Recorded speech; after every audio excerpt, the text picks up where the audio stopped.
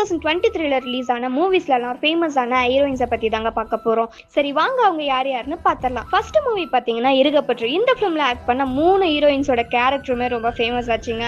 அவங்க தான் சானியா ஐயப்பன், ஸ்ரிதா ஸ்ரீநாத், அபர்ணதி. செகண்டா பார்த்தீங்கன்னா பார்க்கிங். இதுல ஹிந்துஜா ரவிச்சந்திரன் ஆக்ட் பண்ணியிருப்பாங்க. இவங்க இதுல ஹவுஸ் ஒய்ஃபா ஆக்ட் பண்ணியிருப்பாங்க. இவங்களோட கேரக்டருமே ஃபேமஸ் ஆச்சுங்க. தேர்டா டாடா ஃபிலிம். இந்த ஃபிலிம்ல ஹீரோயினி ஒரு ஹோம்லி கேரக்டர் நடிச்சிருப்பாங்க. அவங்க தான் அபர்ணதாஸ். Fourth one Ayodhya. இதுலயுமே ஹீரோயினி கேரக்டர் ரொம்ப அழகா ஃபேமஸ் ஆச்சுங்க. அவங்க தான் பிரீத்தி அஸ்ரானி.